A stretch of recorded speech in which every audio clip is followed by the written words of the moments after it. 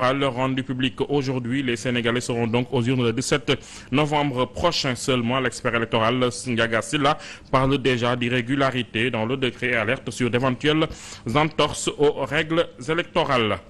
Bougane Gueye Dany se joint aux critiques et dénonce la façon de faire de ce régime. Le leader de Gëm Sa Bopp, qui estime que le processus est déjà biaisé, parle des termes de la réponse du Conseil constitutionnel cachée exprès aux Sénégalais par le tandem Sonko-Diomaye. Appui aux victimes des fortes pluies de Touba, le khalife général des Mourides dégage une enveloppe de 200 millions de francs CFA. L'information a été donnée par son porte-parole, Serigne Bassirou Mbacké Abdou Khadre, qui a aussi annoncé la construction de maisons pour les sinistrés dont les coûts seront supportés par Serigne Mountakha Mbacké. Et enfin, cette alerte du Conseil du Centre national de transfusion sanguine sur un risque élevé de pénurie de sang dans ces banques, une situation fréquente qui est due, selon le directeur de la structure, à la forte demande. Les populations sensibles à cette demande ont commencé à répondre à l'appel. Voilà pour les titres. Le développement, c'est dans un instant.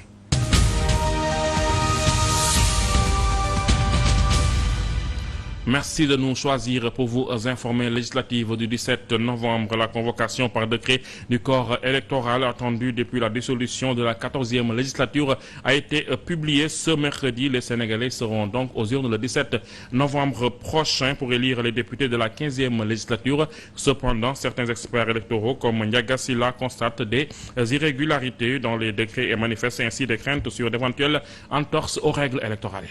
6 jours après sa décision de dissoudre l'Assemblée nationale, le chef de l'État convoque par décret le corps électoral le 17 novembre prochain pour l'élection d'un nouveau Parlement. Mais les décrets pris dans le cadre de la préparation de ces élections législatives anticipées comporteraient des irrégularités relativement à 3 points, constate Ndiaga Sylla, expert électoral. D'abord, sur la période de réception, de traitement et de publication des listes de candidats. Ensuite, sur la période de distribution des cartes d'électeurs par les commissions administratives. Et enfin, sur la répartition des sièges à pourvoir dans les départements. Aucune disposition du code électoral ne prévoit la reconduction de la répartition des sièges de la dernière élection. Sylla estime que ces procédures et délais relèvent du domaine de la loi. Or, poursuit-il, le Conseil constitutionnel s'est prononcé sur les délais au-delà de 90 jours en vertu de la hiérarchie des normes. Pour lui donc, la démarche appropriée aurait été de saisir de nouveau le Conseil constitutionnel sur un calendrier électoral basé sur l'hypothèse basse de 60 jours conférée par l'article 87 de la Constitution. En bref, législative 2024, le leader de Gëm Sa Bopp met en garde les Sénégalais contre ce régime. Bougane Gueye Dany dénonce une malhonnêteté qui entoure déjà le processus électoral, faisant allusion à la réponse du Conseil constitutionnel sur l'organisation des législatives. Bougane accuse le régime d'avoir caché des points importants aux Sénégalais, revenant sur la mise en service du pôle judiciaire financier. Le leader de Gëm Sa Bopp dit avoir déjà rédigé des plaintes contre des responsables du régime actuel. Nous y reviendrons dans nos prochaines éditions. Révélation de Moustapha Ndiek Sarré, le ministre de la formation professionnelle, parle d'actes de sabotage dans la fonction publique et de recrutement sauvage. Pour ce qui est de la déclaration de politique générale du Premier ministre Ousmane Sonko, il affirme que l'exercice se tiendra. Le ministre porte-parole du gouvernement, qui était hier l'invité de MNF, a abordé plusieurs questions d'actualité. Mamadou Kanté. Invité de MNF, le ministre de la formation professionnelle, porte-parole du gouvernement, a pris la parole pour se prononcer sur les sujets les plus brûlants de l'actualité nationale.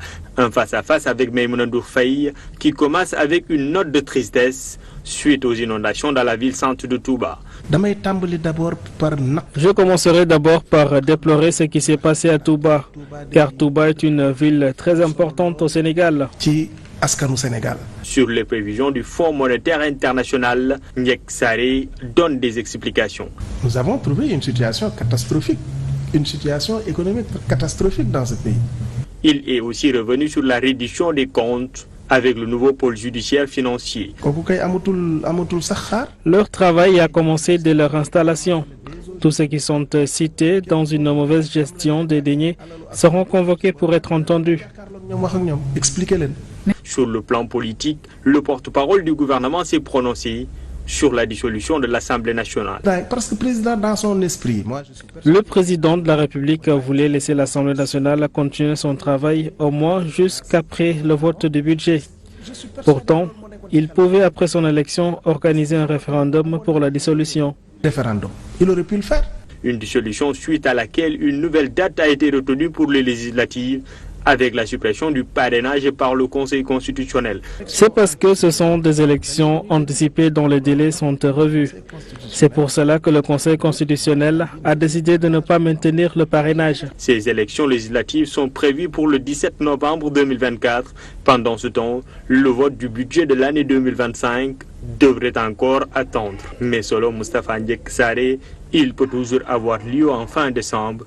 À défaut de quoi, il y a déjà des mesures prévues par la Constitution pour permettre au président de la République de continuer à disposer du budget.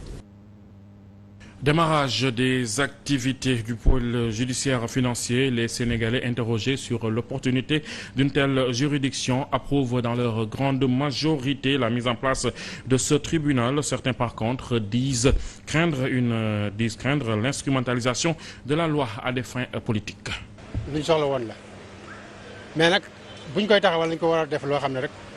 Cette nouvelle juridiction vient à son heure.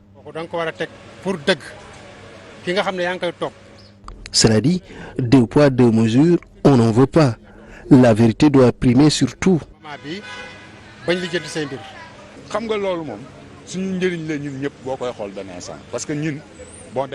C'est pour l'intérêt général. Nous ne sommes pas sans savoir les scandales financiers qui ont eu lieu sous le régime de Macky Sall.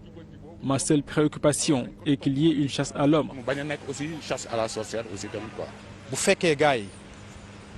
Il nous faut une séparation des pouvoirs. Puisque des juges ont été nommés pour mener cette traque, les motivations politiques doivent être écartées pour ne pas compromettre les choses.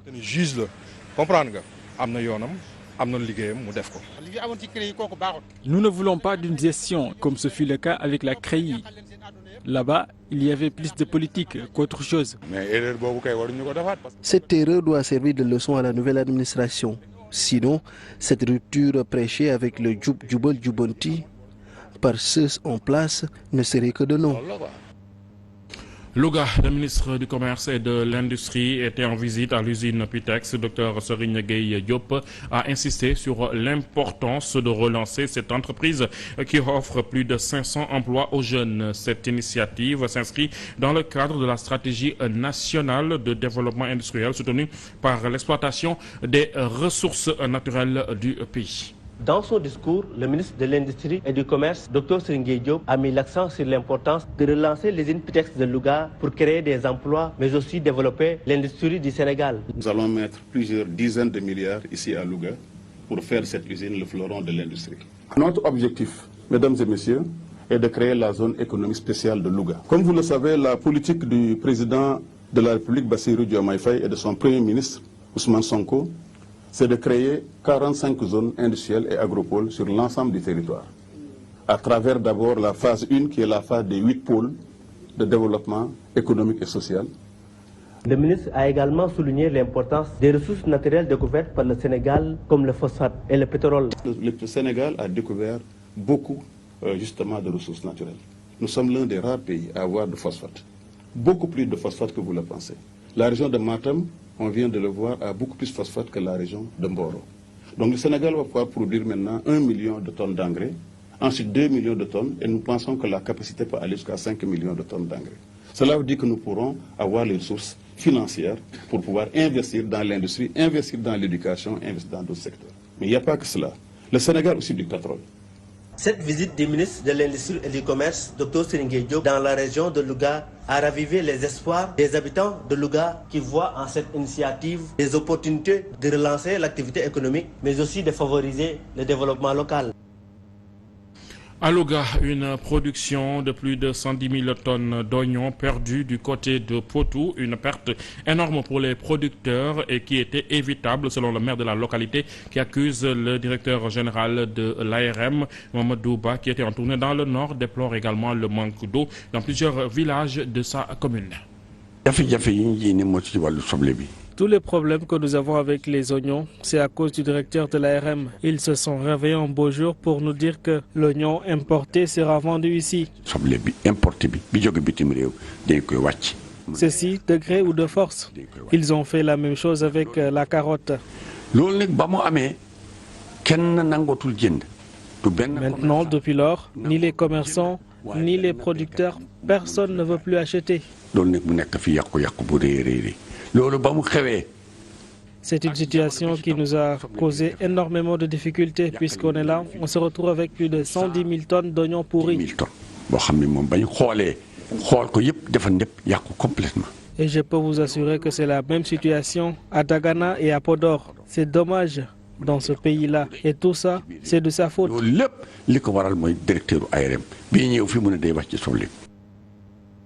En bref, à Touba, en réaction aux inondations qui ont fait 3 morts, des dizaines de blessés et des centaines de sinistrés, le khalife général des Mourides a décidé de soutenir les familles impactées à hauteur de 200 millions de francs CFA. C'est Serigne Bassirou Mbacké Abdou Khadre qui en a fait la révélation à l'occasion d'une déclaration faite ce mercredi 18 septembre 2024 face à la presse à Darou Minam. Le chef religieux de Guédé a précisé qu'il s'agit d'un premier geste. La gestion de ce fonds destiné aux familles nécessiteuses a été confiée à l'association Touba Tchakanam, au Daïra Hizbut Tarqiyyah et à la commune de Touba. La pluie et ses dégâts après Touba, c'est au tour de Kolda d'alerter sur sa situation après les fortes pluies enregistrées ces derniers jours. Les dégâts sont nombreux dans la capitale du Fouladou. Des maisons et des puits se sont affaissés, des routes sont devenues impraticables et les eaux de pluie ont envahi les maisons. Les populations sont dans le désarroi et en appellent aux autorités. Des maisons et des puits qui s'affaissent, des routes impraticables, de l'eau jusqu'à l'intérieur des chambres. Voici le décor dans certains quartiers de Kolda après les fortes pluies qui se sont abattues ces dernières 48 heures dans cette partie sud du pays. Les habitants, eux, sont dans le désarroi. La forte pluie a emporté une maison qui est à côté de Sénou, une cuisine de Gassimou. Et actuellement, le propriétaire de la maison n'a pas le lieu où il va loger. Et vraiment, c'est très difficile pour la population de Sinthiou Adrissa actuellement. Les arts de dégâts se justifient quelquefois par la construction. Certaines maisons sont construites en banco. Et puis, vous savez que Sinthiou Adrissa est un quartier qui est entouré par des eaux.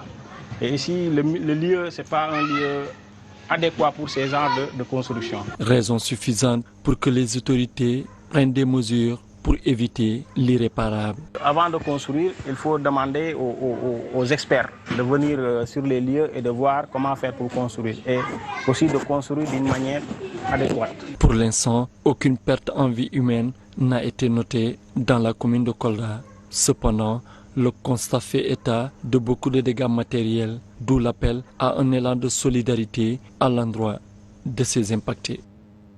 Retour à Dakar, le Centre national de transfusion sanguine a lancé une alerte concernant un risque de pénurie dans ses banques de sang. La structure est confrontée depuis un certain temps à une baisse considérable de ses stocks. C'est dans ce cadre qu'elle a lancé un appel aux populations à venir donner de leur sang pour renforcer les stocks. Selon le docteur Mortal Gueye, c'est une situation fréquente qui est due à la forte demande. Depuis quelques jours, le Centre national de transfusion sanguine est confronté à une baisse de ses stocks de sang.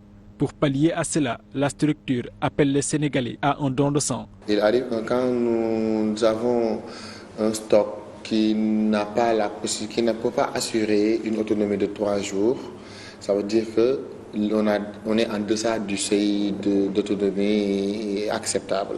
Et là, on va faire un cri d'alerte pour que les gens viennent renforcer ces stocks-là. C'est une situation qui est fréquente au CNTS en raison de la forte demande, car il y a plus de 200 poches de sang distribuées quotidiennement, selon le docteur Mortal Gueye. C'est un liquide précieux. Et à l'état actuel des connaissances, on ne peut avoir ce liquide qu'à partir d'un être humain, bien portant, volontaire.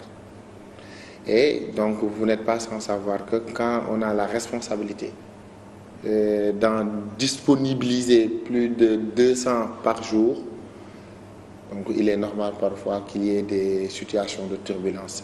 Ainsi, pour éviter une rupture totale, le CNTS incite les populations à donner de leur sang afin de sauver des vies. Les gens, il va falloir qu'ils aient un parent malade ou un proche malade, où ils sont obligés de venir faire des dons de remplacement pour se rendre compte de l'importance du don de sang. Parce que la poche de sang récoltée chez une personne, collectée chez une personne, sauve obligatoirement une vie. Nous interpellons toutes les personnes bien portantes à penser par moment à donner une partie de leur sang. Depuis le début de la campagne, plus de 250 poches de sang ont été collectées dans les différentes structures de Dakar. Matar Bari, plusieurs Sénégalais ont répondu à l'appel de détresse du Centre national de transfusion sanguine. Ces derniers se sont réjouis de cette initiative du CNTS. Les donneurs ont aussi affirmé que c'est un acte citoyen qui en plus peut sauver des vies. Donc c'est une initiative noble. C'est une belle initiative. J'appelle tout le monde à venir donner son sang. Il y a beaucoup de personnes qui en ont besoin. Et il faut se mettre à leur place. Parce qu'on ne sait jamais, on pourrait se retrouver dans la même situation. Ça fait plusieurs années que je le fais. C'est le plus important. Et j'ai trouvé que vraiment c'est une bonne initiative de nous donner du sang parce que bon, on ne sait jamais. Demain, je pourrais en avoir besoin. Comme on le dit souvent, l'homme est le remède de l'homme. Donc c'est nous dans nous, quoi. Donc c'est bien de donner du sang aux autres. Je pense que parce que c'est un acte citoyen et il n'y a pas à avoir peur. Ça ne nous coûte rien aussi et ça peut sauver des vies. Donc je pense que c'est important. Ce genre de situation ne devrait même pas se poser. On est dans un pays de croyants. Donc, je crois que ça ne nécessite même pas une grande sensibilisation.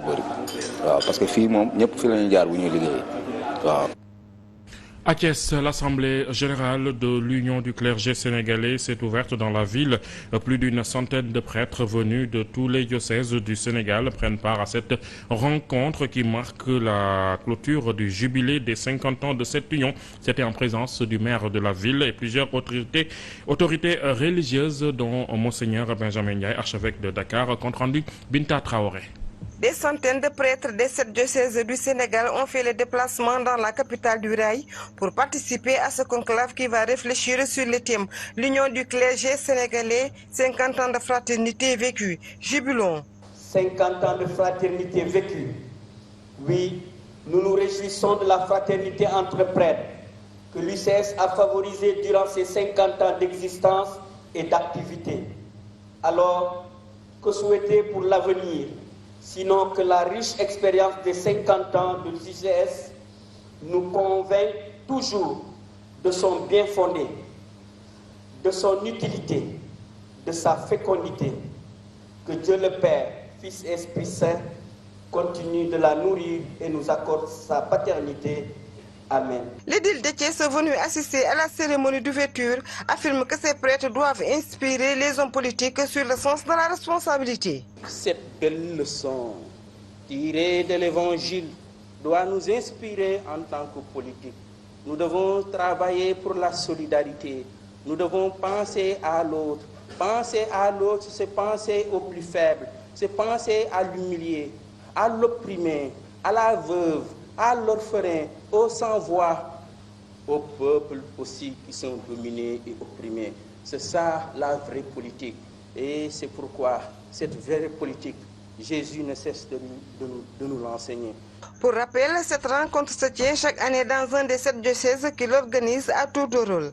Elle se donne comme objectif principal de construire et de consolider l'élan de fraternité qui unit ses membres autour de leur vocation sacerdotale commune, mais également de réfléchir sur des sujets d'actualité qui touchent non seulement l'Église, mais aussi la société sénégalaise dans son ensemble. C'est tout pour ce soir. Merci d'avoir choisi le journal de 7TV pour vous informer. Restez avec nous, nos programmes se poursuivent.